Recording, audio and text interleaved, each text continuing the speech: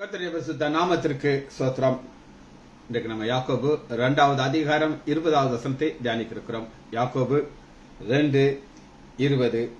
ஜெபத்தோடு இந்த செய்திகளை கடந்து சொல்லுவோம். யோசனையில் பெரியவரே ஆராதனை ஆராதனை, செயல்களிலே வாழவரே ஆராதனை ஆராதனை. ஓசனா உன்னத தேவனே, ஓசனா ஓசனா ஓசனா ஓசனா ஓசனா ஓசனா.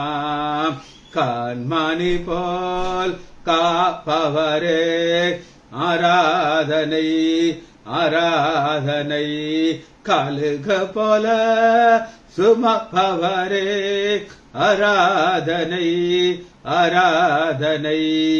ஓசனா உன்னத தேவனே, ஓசனா ஓசனா ஓசனா ஓசனா ஓசனா ஓசனா.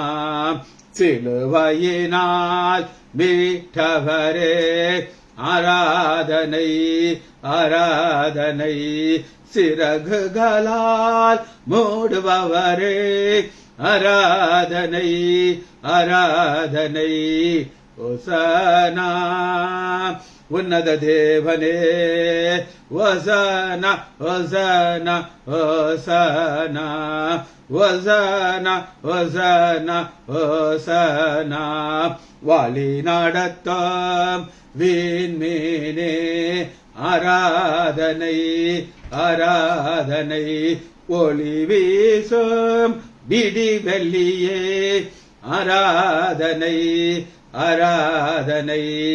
ஓசனா உன்னத தேவனே, ஓசனா ஓசனா ஓசனா. தேடியனை காண்பவரே ஆராதனை ஆராதனை, தினம் தோறும் தேற்றுபவரே ஆராதனை ஆராதனை. ஓசனா உன்னத தேவனே, ஓசனா ஓசனா ஓசனா.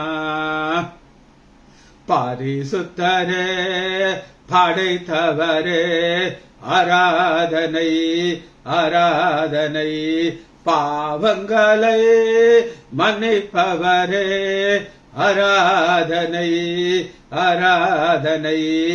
ஓசனா உன்னத தேவனே, ஓசனா ஓசனா ஓசனா. உறுதியான அடித்தளமே ஆராதனை ஆராதனை, விலை உயர்ந்த மூளைகளே ஆராதனை ஆராதனை. இயேசுவே நாமத்தினாலே ஜெபங்கள் பிதாவே, ஆமென். லீலா முதல்ல லீலா வந்துட்டாங்க. Praise the Lord. Arokiaraj brother praise the Lord. Selvi teacher praise the Lord.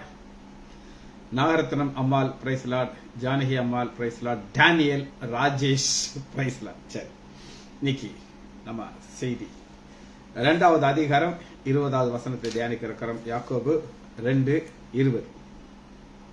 வீணான மனுஷனே, வேஸ்ட் நீயே வேஸ்ட். யாரை பார்த்து வேஸ்ட்ங்கிறாரு? அந்த பணக்காரனை பார்த்து வேஸ்ட்ங்கிறாரு.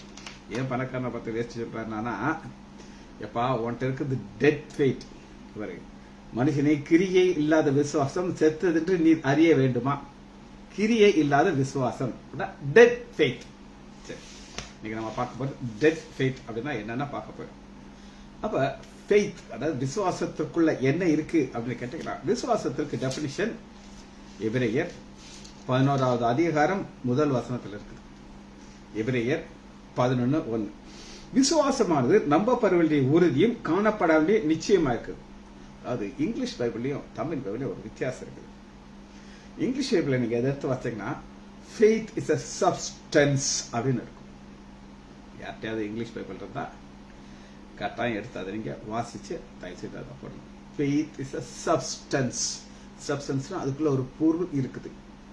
அதை நீங்க புரிந்து கொள்றதுக்கு 2 காரியத்தை உங்களுக்கு காட்டுங்க. நெல், பால், நெல் இன்னும் பொக்கை, ரெண்டுமே பார்த்தா ஒரே மாதிரி இருக்கும். ஆனா அந்த நெல் மணிக்குள்ள ஒரு சப்ஸ்டன்ஸ் இருக்கும். இந்த சப்ஸ்டன்ஸ்குள்ள உயிர் இருக்கு. அந்த சப்ஸ்டன்ஸ் அது கொஞ்ச நாள் முளைக்கப்பட்டா வெளியில வந்துடும். அதான் சப்ஸ்டன்ஸ். அப்ப அந்த சப்ஸ்டன்ஸ் இருந்து அது என்ன செய்யணும், முன்னோக்கி போகும். go ahead. என்னைக்கு உங்களுக்கு அந்த ஃபெய்த், விசுவாசம் கிரியையில இருந்துச்சுன்னா அது நீங்க என்ன செய்யும், முன்னோக்கி உங்களை போக வைக்கும். இதுதான் இன்னைக்கு நம்ம பார்க்க இருக்கிறோம். Faith is a substance. நீங்க புரிந்து கொள்ள வேண்டும். சரி, இது யாரை எப்படி முன்னோக்கி போக வைத்தது அப்படின்னு கேட்டீங்கன்னா, முதல் நபரை பார்க்கிறோம். 4வது வசனத்துல விசுவாசத்தினாலே ஆபேல் பலி செலுத்துகிறார். சரி, அந்த பலிக்குள்ள என்ன இருந்தது அப்படின்னு கேட்டீங்கன்னா ஒரு விசுவாசம் இருந்துச்சு. அது என்ன விசுவாசம் அப்படின்னு கேட்டீங்கன்னா எடுத்துக்கொள்ளுமா, ஆதியாகமம் 3வது அதிகாரம், காயின், ஆபேல் 2 பேருமே நமக்கு நல்லா தெரியும். ஆபேல், காயின்குள்ள சப்ஸ்டன்ஸ் இல்ல. அது எப்படி தெரியுமா, அவன் என்ன பண்ணான்னா ஒரு கனியை கொடுக்கறான். இந்த கனி எப்படி இருந்தது அப்படின்னு கேட்டீங்கன்னா, ஒரு வாழைப்பழம் இருக்குது, இன்னைக்கு நல்லா இருக்கும், ஆனா லேசா கொஞ்சம் பழுக்க ஆரம்பிச்சிருச்சு. நாளைக்கு வாங்கிச்சிருந்தீங்கன்னா அழுகி போயிடும். அந்த மாதிரி ஒரு பழத்தை கொண்டு கொடுத்துட்டான். நம்ம வச்சிருந்தாலும் வேஸ்ட், நாளைக்கு அதை கொடுத்தாருன்னா வேஸ்ட். அதனால அது அழுகி போறவங்களே ஆண்டவர் கொண்டு கொடுப்போம்னு சொல்லிட்டு 3வது, சில நாள் சென்ற போது காயின் நிலத்தின் கனிகளை கர்த்தருக்கு காணியாக கொண்டு வந்தார். 4வது, ஆபேல். இந்த ஆபேலுக்குள்ள இந்த ஃபெய்த் என்ன செய்தது அப்படின்னு கேட்டீங்கன்னா, தன் மந்தின் தலையீட்டு தி பெஸ்ட் கொடுக்கும். பெஸ்ட் கொடுக்கிறது ரொம்ப கஷ்டமான காரியம். ஒரு பாஸ்டர் ஆலயத்தில் இருக்கு, அவரு புல்பிட்ல இருந்து அந்த செய்தியை கொடுக்கிறார். ஒரு அம்மாக்கு 3 பசங்க இருந்தாங்க. எத்தனை பசங்க? 3 பசங்க. மூத்த பசங்க டாப்பரா, brilliant to the core, top mark வாங்க. அவனை டாக்டர் ஆக்கிச்சான். 2வது அந்த அளவு பிரில்லியன்ட்டா, கொஞ்சம் ஆவரேஜான பையன் 2வது பையன், அவனை இன்ஜினியர் ஆக்கிச்சான். 3வது மக்கு பையன், படிக்கவே மாட்டான், ஊர் சுத்துவான், சொல் பேச்சு கேட்கவே மாட்டான், அவனை பாஸ்டர் ஆக்கிச்சான். எப்படி? அதாவது ஒஸ்ட், இது எதுக்கும் பிரயோஜனம் இல்லாதது. அதை என்ன செய்து ஆண்டவர் கொடுத்துருச்சு. ஆனா இங்க தி பெஸ்ட் ஆபேல் கொடுக்கறான். கொடுத்து என்ன செய்யறது, ஆண்டவர் என்ன செய்தார், அந்த ஃபெய்த் என்ன செய்தார் அப்படின்னு கேட்டீங்கன்னா 11வது வசனம், இவரே 11வது அதிகாரம், அதனாலே அவன் நீதிமான் என்று சாட்சி பெற்றான். ஆண்டவர் ஒரு சர்டிபிகேட் கொடுக்கிறார். என்ன சர்டிபிகேட்? நீதிமான்ங்கிற ஒரு சாட்சியை கொடுக்கிறார். அவன் காணிக்கையை குறித்து தேவனே சாட்சி கொடுக்கிறார். அவன் மரித்தும் இன்னும் பேசுகிறான். மரித்தும், இதுதான் ஆச்சரியமான காரியம். இப்ப நீங்க கேட்கலாம், அவன் நல்லது கொடுத்தான்ல, ஆண்டவன் சாகாம பாத்துக்கலாம்ல அப்படின்னு சொல்லி. ஆனால் ரத்த சாட்சியாய் மரித்தவர்களுடைய பேர்கள் இன்னைக்கும் அநேகர் அதை பேசிக்கொண்டார். இது ரத்த சாட்சியாக மரிக்கிறான். அப்ப அவன் அந்த விசுவாசம் என்ன செஞ்சுச்சுன்னா, அதை முன்னோக்கி போக வச்சுச்சு. முன்னோக்கி போக வச்சு என்ன கொடுத்தான்? ரைட். அடுத்து பாருங்க, 5வது வசனத்துல அடுத்த ஒரு நபரை பார்க்கணும். இவரு ஏனோக்கு. ஏனோக்கு என்ன ஒரு பெரிய ஒரு ஆசீர்வாதம் அப்படின்னு கேட்டீங்கன்னா, ஏனோக்கு குறித்து பார்ப்போமா? ஏனோக்கு குறித்து 2 இடத்துல வசனமே இருக்கு.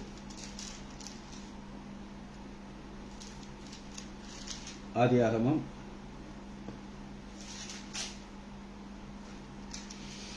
5வது அதிகாரம், இவருக்கு இருந்தது முன்னோக்கி செய்ய வைத்த ஃபெய்த் என்னது. நான் இன்னைக்கு என்ன பார்க்கறேன்னா, டெட் ஃபெய்த், மரிச்சு போன விசுவாசம். அப்ப பணக்காரன்ட்ட போனீங்கன்னா அவன் ஜெபம் பண்ணுவான், காசு கொடுக்காம அனுப்பி விட்டுருவான். ஆனா அவனுக்குள்ள விசுவாசம் இருந்தானா அவன் ஒரு கிரியையில காட்டுவான். இதான் மேட்ரு. இன்னைக்கு அந்த ஃபெய்த் அப்படி இருந்தா அது அவனை முன் நோக்கி போக வைக்கும். உங்களுக்கு ஆபேல காமிச்சிட்டேன். ஆபேல் என்ன அந்த ஃபெய்த் கொடுத்ததுனால ஆண்டவர் சர்டிபிகேட் கொடுக்கிற நீதிமான் சொல்லி. இன்னைக்கும் ஆபேல் எல்லாருக்கும் தெரியும். சரி, 2வது பார்க்கிறோம், ஏனோக்கு 5:22. ஏனோக்கு தேவனோடு சஞ்சரித்துக் கொண்டிருக்கிறதிலே காணாமல் போனான். தேவன் அவனை எடுத்துக்கொண்டார். இதுதான் என்னன்னு பார்க்கப்படும். இது என்ன ஃபெய்த்? இந்த ஃபெய்த் என்ன செய்யுதுன்னா ஆண்டவரோடு இணைந்து போக வைக்குது பேரலா. இந்த இதை மிக அருமையாக பிரதர் சாம் ஜெபத்ரே சொல்லுவார். வர மாதிரி கதை சொல்றவரை நான் கேள்விப்பட்டதில்லை. என்ன சொல்றாரு அப்படின்னு கேட்டீங்கன்னா, ஏனோக்கும் ஆண்டவரும் பேசிக்கிட்டு போயிட்டே இருப்பாங்களாம். ஆண்டவரே நேற்று நடந்தது என்ன தெரியுமா ஆண்டவரே சொல்லுப்பா அப்படின்னு ஆண்டவர் சொல்லுவாராம். இவரும் கதை சொல்லி சொல்லி சொல்லி சொல்லி ஒரு டிஸ்டன்ஸ் போயிடுவாங்க. ஆண்டவரே நான் வீட்டு போகணும், நீங்க வாட்டுக்கு பரலவம் போயிருங்க, நான் வீட்டுக்கு போய் சேர்றேன், பெரிய பிரச்சனை ஆயிரும் லேட்டா போனான்ட்டு சரி போப்பா நான் அனுப்பி விட்டுவாராம். மனைவி கேட்பாலாம், எங்கேயா போன, ஊரை சுத்திட்டு வந்த, நானும் ஆண்டவரும் ஒன்றாக பேசிக்கொண்டு போனோம். அதை லூசு, அவரை பார்க்கவே முடியாது, எனக்கு தெரியும் அவர் என் கூட தான் வந்தாரு அப்படின்னு சொல்லி வசனம் என்ன சொல்லுதுன்னா, ஆதியாகமம் 5வது அதிகாரம் 24 ஏனோக்கு தேவனுடைய சஞ்சரித்து கொண்டு இருக்கல. சஞ்சரிக்கலாம் 2 பேரும் ஒன்னா பேசிட்டு.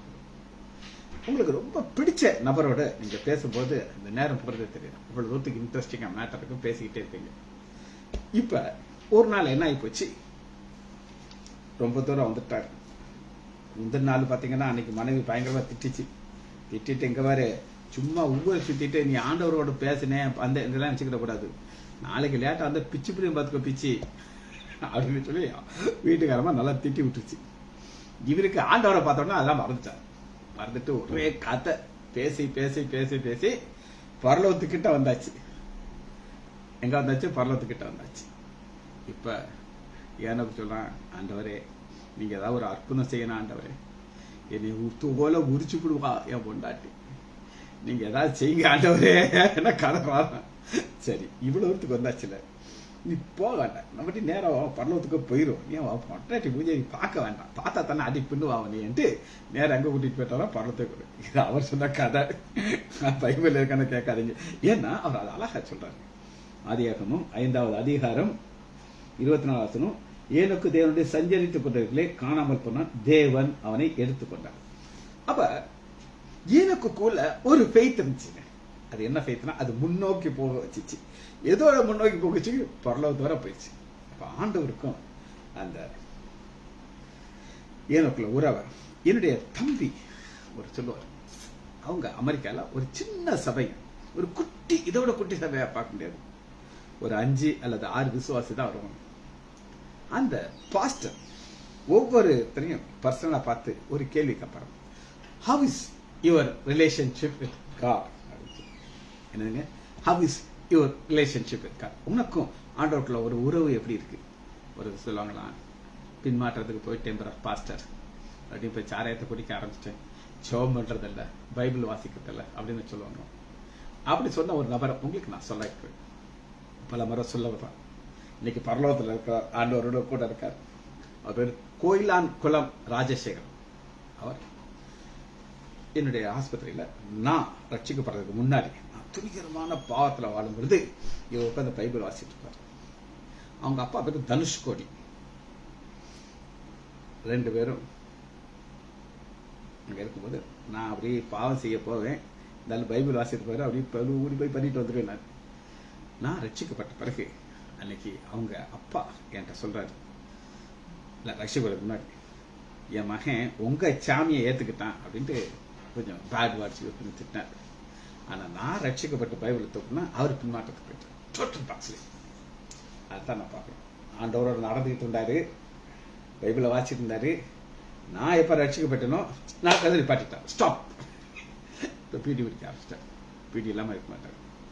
நான் கேட்டேன், ஏன் ராஷர் நீங்க பின்மாற்றத்துக்கு போயிட்டீங்க கேட்டதுக்கு அவர் சொல்றாரு, சார் பசங்கள்லாம் கிண்டல் அடிக்கிறாங்க, பீடி எனக்கு ரொம்ப பிடிக்கும், குடிக்காம இருக்கு அப்படின்னாட்டு. அவருக்கு ஒரு காலில் ஒரு புண்ணு வரும். அந்த புண்ணு வந்தா யாரு மருந்து கொடுத்தாலும் சரியாகாது. அவங்க அம்மா இருக்கும்போது சொல்லுவாங்களே, ஏன்டா நான் செஞ்ச டாக்டர்கிட்ட போய் ஊசி போட்டு லைசன்ஸ் டாக்டர், ஐயா அவன் மோசமானவன்மா, பைபிள் வாசிக்கிறேன்னு கேட்பான், ஜெபம் பண்றேன்னு கேட்பான் அப்படின்னு சொல்லி ரொம்ப என்னை திட்டுவார். ஆனா கடைசியில் பைபிளை தூக்குனாரு. ஒரு நாள் ஆஸ்பத்திரியில் அட்மிட் ஆயிருக்காரு. நைட்டில் எனக்கு ஃபோன் வருது, ராசிகரன் பேஷண்ட், உங்கள் பேஷண்ட் பிபி ரொம்ப ஹை ஆகுது, என்ன செய்யுது? நான் 2 டேப்லெட் கொடுக்க சொல்லிட்டு காலையில் நான் வந்து பார்த்துக்கிட்டேன். காலையில் வந்தோட அவருக்கு ஒரே கோபம் என் மேலே, சார் என்ன நீங்கள் இந்த மாதிரி கெடுத்து விட்டீங்க? என்னங்க கெடுத்து? நேற்றே பரலாம் போயிருப்பேன், நீங்கள் மாத்திரை கொடுத்தீங்களா, ப்ரெஷர் கீழே இறங்கிச்சு, பழச்சிக்கிட்டேன், அநியாயம் பண்ணிட்டீங்களா டாக்டர் நான் பரலோகத்துக்கு போயிருப்பேன் அழகா, என்ன நீங்க இப்படி கெடுத்து போட்டீங்களே அப்படின்னு திட்டுறாரு. அதாவது ஒரு அன்பா திட்டார். சில நாள் கழிச்சு அவர் வேற ஒரு ஹாஸ்பிட்டல் ஜிஎஸ்ல இருந்து இறந்துட்டார். இப்ப இதைத்தான் சஞ்சரிக்கிறதுன்னு சொல்றோம். ஏனோக்கு இந்த மாதிரி பிரேக் இல்லாம சஞ்சரிச்சு போயிட்டார். ஆனா நம்மளும் ஏனோக்கு இல்ல, இவங்க எல்லாம் பிரேக் அடிச்சு அடிச்சிருச்சாங்க, சஞ்சரிச்சுக்கிட்டு இருக்காங்க. சரி, இப்ப நான் உங்களுக்கு திரும்ப சொல்றேன், நான் என்ன சொல்றேன்னு நல்லா புரிஞ்சுக்கணும். அந்த வசனத்தை வாசிப்போம். யாக்கோபு 2வது அதிகாரம் 20. வீணான மனுஷனே, யாரை பார்த்து சொல்றாரு? வீணான மனுஷன் யார் அப்படின்னு கேட்டீங்கன்னா, பணக்காரங்க. ஜெபம் பண்ணுவாங்க, ஆனா உதவி செய்ய மாட்டாங்க. கிரியை இல்லாத விசுவாசம் செத்தது என்று நீ அறிய வேண்டுமா? கிரியை இல்லாத விசுவாசத்தை தான் நம்ம பார்த்துட்டு இருக்கோம். இப்ப கிரியை உள்ள விசுவாசம்னா substance. Faith is a substance. அந்த சப்ஸ்டன்ஸ் முன்னோக்கி போக்கு வைக்கும். சரி, 2வது நபரை நம்ம பார்த்தோம், அது ஏனோக்கு. சரி, 6வது வசனத்தை வாசிங்க. விசுவாசம் இல்லாமல் தேவனுக்கு பிரியமா இருப்பது கூடாத காரியம். ஏனென்றால் தேவனிடத்தில் சேர்கிறோம் அவர் உண்டு என்றும் அவர் தம்மை தேர்வுகளுக்கு பலன் அளிக்க பலன் ரிவார்ட் கொடுக்கணும். அவர் எப்ப ரிவார்டு கொடுப்பாரு? நீங்க அவருக்கு ஏதாவது செய்யணும், அவர் என்ன செய்வாரு? ரிவார்ட் கொடுப்பாரு. சரி, 7வது வசனம். விசுவாசத்தினாலே நோவா தற்காலத்திலே காணாதவளை குறித்து தேவ எச்சரிக்கை பெற்று பயபக்தனாய் ஒரு பேழையை உண்டு பண்ணுகிறான். சரி, இப்ப கிரியையை பார்க்கணும். ஃபெய்த் என்ன செய்ய வைக்கும்? முன்னோக்கி போக வைக்கும். அது ஒரு கிரியை செய்யும். அதான் இப்ப நோவா பார்க்கணும். ஆண்டவர் நோட்டை தெளிவா சொல்லிட்டாரு. அப்பா நீ பேழையை இந்த சைஸ்ல இப்படி செய்யணும், இப்படி செய்யணும். ஆண்டவரே, மலையவே நான் பார்த்ததில்லை, எனக்கு விசுவாசம் இருக்கு ஆண்டவரே, 100% இருக்கும். ஆனா நான் பேழையெல்லாம் செய்யறப்பில்ல, முடிகிற காரியமா? அப்படி அந்த கிரியை அவன் காட்டலன்னா அவனுக்கு சேர்ந்து அழிஞ்சு போயிருக்கான். ஆனா அவன் கிரியையில காட்டான். யோசிச்சு பாருங்களேன், மலைனா என்னன்னே தெரியாது. ஒரு கடல் பக்கத்துல ஒரு பெரிய ஒரு பிள்ளையை கட்டினாவது சரி, தாத்தா உள்ள மீன் பிடிக்க போறாரு போல இருக்கு, எல்லாம் பெருசா கட்டான்னு எல்லாம் ஒத்துக்கிடுவாங்க. ஆனா மலை கிடையாது, கடல் கிடையாது, ஒரு கிரியையில பார்க்கணும். அந்த கிரியையில எத்தனை மிருகங்கள் இருக்கோ அத்தனையும் சுத்தமான மிருகம், அசுத்த மிருகம் எல்லாத்தையும் உள்ள கொண்டாந்து சேர்க்கிறார். அதுக்கு சாப்பாடை சேர்த்து வைக்கிறார். காசு எங்க இருந்து வந்திருப்பீங்கன்னு நினைக்கிறீங்க? மருமக டௌரி காசு கொண்டு இருக்காதா? அந்த காசு எல்லாத்தையும் செலவழிக்கிறாரு. மரத்தை வாங்க வேண்டியது, கீழே வாங்க வேண்டியது எல்லாத்தையும் போட்டு செய்யறாரு. மகன் மருமக எல்லாம் வேடிக்கை பார்க்கறாங்க. ஆனா ஒரு கிரியையில பாக்குறோம். அந்த கிரியை என்ன செய்ய வச்சதுன்னா அது பாதுகாத்துச்சு. உலகம் முழுவதும் அழிஞ்சிச்சு. ஆனா இவங்களை ஆண்டவர் அழியாதபடி அதனாலே அவன் உலகம் ஆக்கிரமிக்கலாக தேர்ந்ததும் விசுவாசத்தினுடைய நீதியை சுதந்திரம். விசுவாசத்தினாலே உண்டான நீதி. அப்ப விசுவாசம் என்ன செய்யுது? நீதியை கொடுக்க. ஆபிரகாம் விசுவாசம், ஆபிரகாம் தேவனை விசுவாசித்தான், அதை அவர் என்ன செய்தாரு? சரி, இப்ப ஒரு சில பேக்ரவுண்டா நம்ம பார்க்க போறோம். இந்த விசுவாசத்தினாலே என்ன நடக்கும் அப்படின்னு கேட்டீங்கன்னா, முதல் அதிகாரம் 18வது வசனத்தை நான் வாசிக்க போறேன். யாக்கோபு 1:18. இப்ப இதுதான் எல்லாருக்கும் நடக்குது. என்ன அதுன்னு கேட்டீங்கன்னா, அவர் சித்தம் கொண்டு தம்முடைய சிருஷ்டிகளிலே நாம் முதல் பலனாகும்படிக்கு நம்மை வசனத்தினால் சத்திய வசனத்தினால் ஜனிப்பித்தார். அந்த சத்திய ஜனிப்பித்தார் மறுபடியும் பிறக்கிற அனுபவம். ஸ்டாலின் இருக்காரு, நான் இருக்கேன். நான் 2000 ரசிக்கப்பட்டேன். ஸ்டாலின் அதுக்கப்புறம் ரசிக்கப்பட்டிருக்காரு. ரசிக்கப்படுறதுக்கு முன்னாடி எங்க வாழ்க்கையை கேட்டீங்கன்னா ரொம்ப கேவலமான வாழ்க்கையா இருக்கும், ஓடிய பெறுவீங்க. அப்படிப்பட்ட எங்களுக்கு ஒரு புதிய ஒரு வாழ்க்கையை கொடுத்தாரு. அந்த ஜனிக்கப்பட்டு ஒரு புதிய சிருஷ்டியான பிறகு எங்களுடைய growth எதுல இருந்துச்சு அப்படின்னு கேட்டீங்கன்னா, 1 பேதுரு 2வது அதிகாரம் 3 வளரும் படி. சரிங்களா? ரட்சிக்கப்பட்டாச்சு, மறுபடியும் பிறந்தாச்சு, அடுத்து growth வரும். நீங்கள் வளரும்படி புதிதாய் பிறந்த குழந்தையை போல திருவசனமாகிய கலங்கம் இல்லாத ஞான பல்மேல் வாஞ்சியார். அந்த வசனம் வளர வைக்கிறது. ஒரு குழந்தையில இருந்து நடக்க வச்சு. பால் அப்படின்னு கேட்டீங்கன்னா மில்க், அது தாய்ப்பாலா இருந்தாலும் சரி, புட்டி பாலா இருந்தாலும் ஏதோ ஒரு பால். அந்த குழந்தை இம்புட்டு கொண்டா இருக்கும், கையை காலை ஆட்டிக்கிட்டு இருக்கும். அதுக்கு பிரியாணி சாப்பிட முடியாது, பரோட்டா சாப்பிட முடியாது, ஒன்றும் சாப்பிட. ஆனால் வெறும் பாலை மட்டும் குடிக்கும். குடிச்சு தவளும் நடக்கும். 10 வயசுல 11 வயசுல மற்றதெல்லாம் சாப்பிட ஆரம்பிச்சிடும். இதுக்காக சொல்றேன்னா, வளரும்படி ஒரு ஃபெய்த், ஒரு விசுவாசம், அது கிரியில வர்றதுக்கு நீங்க வளரணும். அந்த வளரும் போதுதான் ஆண்டவரால் ஆசீர்வதிக்க முடியும். சரி, இப்ப அந்த ஃபெய்த்ல ஒரு நபரை நம்ம பார்க்க போயிடும். எபிரேயர் எடுத்துக்கொள்ளுமா? 11வது அதிகாரம்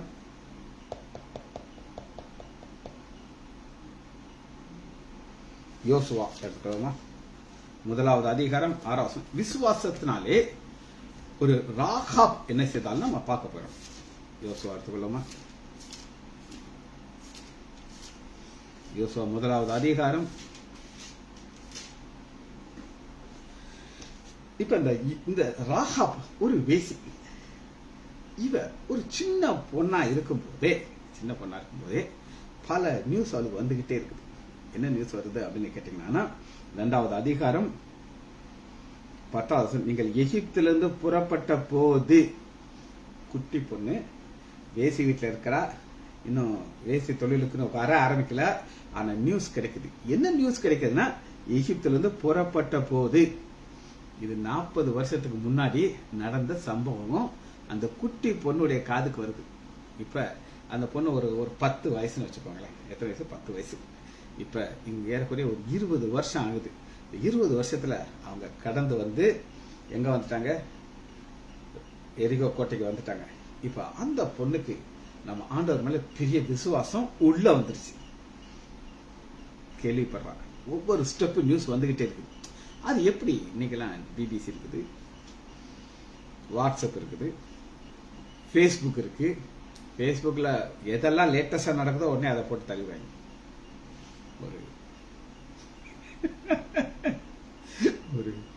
ஒரு அம்மா, எங்களுக்கு வீடே இல்லை, ஏசப்பா எங்களுக்கு வீடு கொடுக்க மாட்டாரா, ஒரு தேவதூதன் அனுப்புனாரு.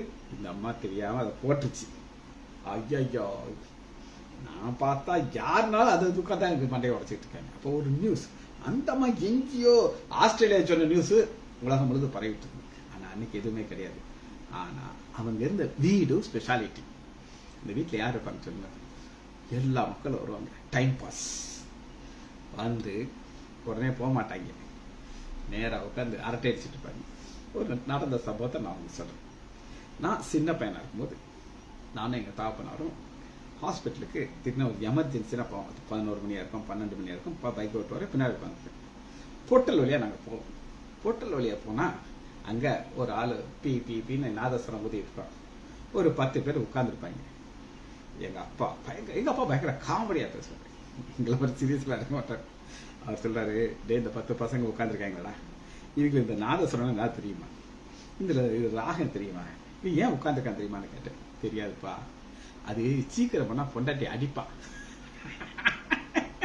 அதனால அவர் நல்லா டீப்பா தூங்குறவரை இங்க உட்காந்துக்கிட்டு நாதஸ்வரம் கேட்கறப்பல உட்காந்து கதை கேட்டுக்கிட்டே இருக்கான். அவனும் உட்காந்து கேட்டுக்கிட்டு இருக்கான். அந்த அவனும் சரி 10 பேர் அது கேட்டுட்டு இருக்காங்க நம்ம வாசிக்கிறது. ஆனா மேட்ரு வந்து இதுலடா வேற மேட்டர். அது அங்க போய் பொண்டாட்டி அடி உழுகிறதுக்கு நல்லா தூங்குனால அவன் நைசா உள்ள போயிடுவாங்க.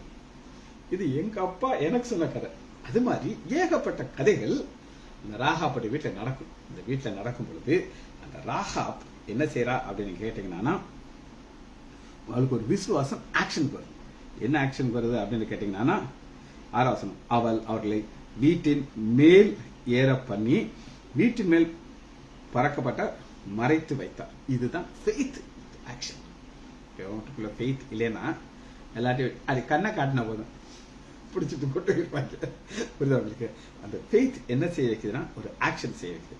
அந்த ஃபெய்த் அவளுக்குள்ள எப்படி வந்துச்சு அப்படின்னு நீங்க கேட்டீங்கன்னா, நான் சொன்னேன். அடுத்து பாருங்க 10வது, நீங்கள் ஈஜிப்திலிருந்து புறப்பட்ட போது, ஸ்டார்டிங்ல இந்த நியூஸ் வந்துச்சு, கர்த்தர் உங்களுக்கு முன்பாக சிவந்த சமுத்தின் தண்ணீரை வற்றி போக பண்ணினதையும். நம்பர் 1 என்ன அழகா சொல்றா அப்படின்னு கேட்டீங்கன்னா, எங்களுக்கு அங்கவே எங்களுக்கு நியூஸ் கிடைச்சிச்சு. அடுத்து பாருங்க, நீங்கள் அப்புறத்துல சங்காரம் பண்ணினா எமோரியலுடைய ராஜாக்களை சீகோனுக்கு ஓக்கு செய்த கேள்விப்பட்டோம். அது என்னங்க அது என்ன கேள்விப்பட்டா, அதே நான் உங்களுக்கு காமிக்கிறேன் என்னன்னு. இதுதான் அவளுக்குள்ள ஒரு விசுவாசத்தை உண்டு பண்ணிச்சு. வாசிப்போமா? யோசுவா 24வது அதிகாரத்துக்குள்ள வருவோம். 12வது, இந்த பொண்ணுக்கு ஏன் ஆண்டவர் மேல விசுவாசம் வந்துச்சுன்னா, ஒண்ணு செங்கடல் 2 பிளந்துச்சு. அடுத்து பாருங்க, எமோரியன், யோசுவா 24வது அதிகாரம் 12, எமோரியன் 2 ராஜாக்களையும் உங்கள் பட்டயத்தினாலும் உங்கள் விண்ணாலும் துரத்தவில்லை. நான், ஆண்டவர் சொல்றார், நான் உங்களுக்கு முன்பாக குளவிகளை அனுப்பினேன், அவைகள் அவர்களை உங்களுக்கு முன்பாக துரத்தி விட்டது. இப்படித்தான் ஆண்டவர் ஒரு அற்புதம் செய்த நியூஸ் யாருக்கு வருது? ராகாப்புடைய வேசி காதுக்கு வருது. வந்த உடனே ஆக்ஷன். என்ன ஆக்ஷனா? மறைச்சு வச்சுட்டா. மறைச்சு வச்சுட்டு ஒரு ரிக்வெஸ்ட் பண்றா. என்ன ரிக்வெஸ்ட் பண்றா அப்படின்னு கேட்டீங்கன்னா 12 பாருங்க. அப்பொழுது நான் உங்களுக்கு தயவு செய்தபடினாலே நீங்களும் எனக்கும் என் குடும்பத்தாருக்கும் தயவு செய்து கர்த்தர் வேலை எனக்கு ஆணையிட்டு அப்பா அம்மா எல்லாரையும் ஜீவனை காப்பாற்றணும். அப்ப அவளுக்கு என்ன ஒரு பெய்த் இருந்துச்சு அப்படின்னு கேட்டீங்கன்னா, நான் இவங்களை பாதுகாப்பேன், அது என்னுடைய ஆக்ஷன். அப்புறம் ஒரு பிரதிபலனை நான் எதிர்பார்ப்பேன். ஆண்டவர் கொடுத்து இவளுக்கு என்ன பெரிய பலன் கொடுத்தார் அப்படின்னு கேட்டீங்கன்னா, இந்த ராகாப்ங்கிற வேசி எங்க வந்துட்டா அப்படின்னு கேட்டீங்கன்னா, நம்முடைய ஆண்டவராகிய இயேசு கிறிஸ்துவின் பிறப்பின்குள் வந்துட்டார். பாருங்க, மத்தேயு 1 அதிகாரம் 2 ஆபிரகாம் ஈசாக்கை பெற்றான், ஈசாக்கு யாக்கோபை பெற்றான், யாக்கோபு யூதாவையும் அவன் சகோதரர். யூதா பாரோசையும் சாராவையும் தாமார் இடத்துல பெற்றான். பாராஸ் ஆறாம் வேசி ராகாப் இடத்துல 5 சல்மோன் போவாசை ராகாப் இடத்துல பெற்றான். ஒரு ஆக்ஷன் போடுறாங்க. இது டெத் ஃபேட். என்ன செய்ய முடியாது? ஆக்ஷனுக்குள்ள வர முடியாது. சரி, இன்னும் கொஞ்சம் பயந்துற மாதிரி பார்க்க இருக்கிறோம். டெத் ஃபேட் என்னன்ற காட்சி. இப்ப அடுத்த ஒரு தலைப்பை நான் சொல்ல போகிறேன். கால்குலேஷன். கால்குலேஷன் அப்படின்னா என்னன்னா, நம்ம புத்தி ஒன்னு சொல்லும், இப்படிதான் போகணும், இப்படித்தான் இருந்தா தான் சரிப்பட்டு வரும், நம்ம புத்திசாலித்தனமா நடக்கணும்லங்க, நடக்கணும் இல்லையா? இது பிரெயின் கொடுக்கிறது. யோவான் 6 அதிகாரம் 5 யோவான் 6:5 ஒரு மனிதன் கால்குலேட் பண்றாங்க. அது என்ன கால்குலேஷன் பாத்தீங்கன்னா, 6 அதிகாரம் இயேசு தம்முடைய கண்களை ஏறெடுத்து பாருங்க. பிலிப்பை நோக்கி இவர்கள் சாப்பிடத்தக்க அப்பம் தான் செய்யப்பதான் தெரியும். பிலிப்பு அவர்கள் நோக்கி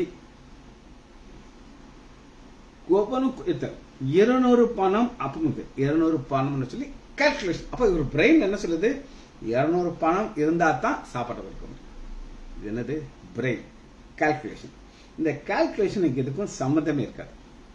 ஆண்டவர் என்ன எதிர்பார்க்கிறாருன்னா, கொல்கத்தா கபால ஸ்தலம். இந்த கபால ஸ்தலம்ங்கிறது ஒரு மண்டை ஓடு.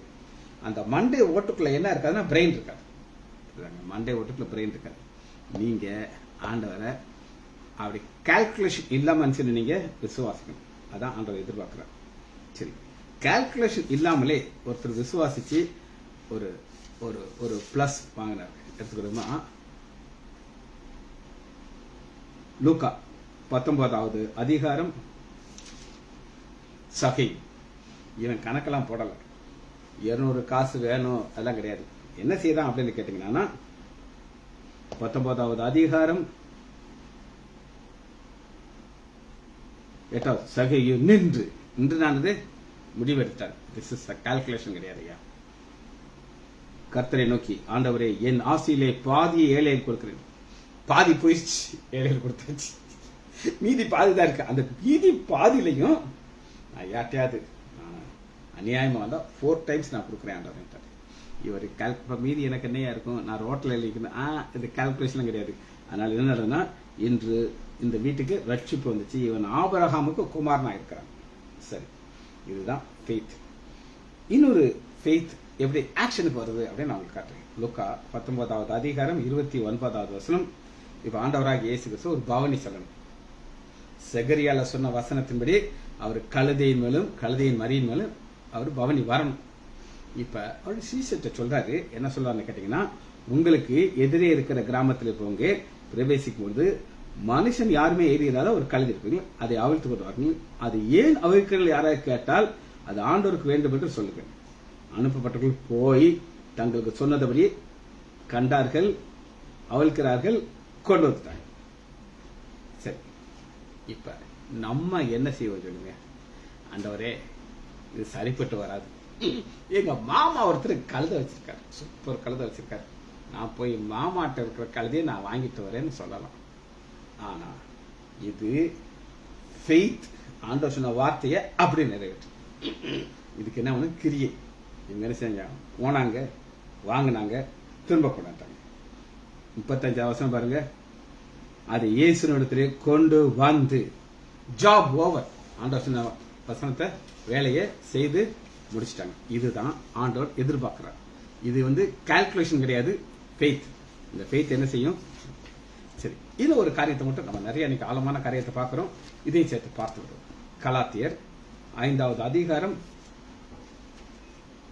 19. கலாத்தியர் 5:19 எடுத்துக்கணும்.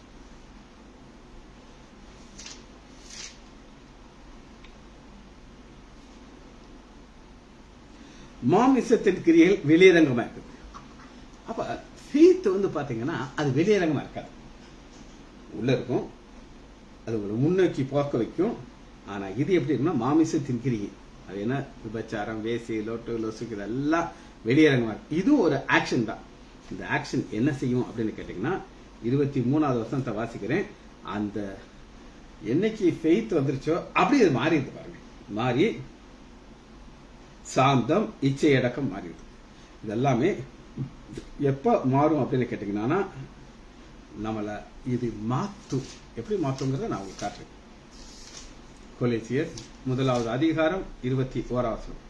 அப்ப நம்மள அந்த ஃபெய்த், விசுவாசம், கிரியை, கிரியை நல்லது, நான் ஆண்டவரை ஏத்துக்கிட்டேன். சரி, இப்ப நான் உங்களுக்கு சொல்றேன், ரட்சிக்கப்பட்டாச்சு, சத்தம் காட்டாம வீட்டுக்குள்ளதான் உட்கார்ந்துருப்பேன், செய்தியெல்லாம் கொடுக்க மாட்டேன், யாரையும் வழி நடத்த மாட்டேன், நான் பாட்டுக்கு இருப்பேன் அப்படி இருந்தேன்னா இதை வந்து நீங்க முடிஞ்சிருக்க முடியாது. 21 முன்னே அந்நியரும் துர்க்கிரியலுக்கும் மனதிலே சத்துரு வந்த உங்களை பரிசுத்தராகவும் குற்றமற்றவர்களாகவும் கண்டிக்கப்படத்தக்கவும் தமக்கு முன்னாடி நிறுத்தும்படி. இப்ப அவருக்கு முன்னாடி நம்மளை நிறுத்துறதுக்கு அவர் ஒரு ப்ராசஸ் நம்மளை வாழ்க்கையில கொண்டு வந்தார். முன்னாடி இருந்தோம், இப்படி இருந்தோம். முன்னாடி இருந்து இப்படி இருந்த நம்மளை ஆண்டவர் என்ன எதிர்பார்க்கிறார் அப்படின்னு கேட்டீங்கன்னா, நமக்கு தேவை என்ன அப்படின்னு கேட்டீங்கன்னா 22வது வசனத்தை வாசிப்போம். நீங்கள் கேட்ட சுவிசேஷத்தினாலே உண்டாகும் நம்பிக்கை விட்டு அசையாமல் ஸ்திரமாக உறுதியாக விசுவாசத்தை நிலைத்திருக்கும். இப்ப இது நிக்கணும் அப்படின்னு நீங்க நினைச்சீங்கன்னா ஒண்ணு என்னன்னா ஃபெய்த் இருக்கும், அது ஆக்ஷன் இருக்கும். நீங்க ஆண்டவருக்கா ஏதாவது செய்யணும். கடைசியா ஒரு வசனத்தை வாசிச்சு அந்த செய்தியை முடிக்க போகிறோம். அப்போஸ்தலர் 5வது அதிகாரம் 15வது வசனம். அப்போஸ்தலர் 5:14.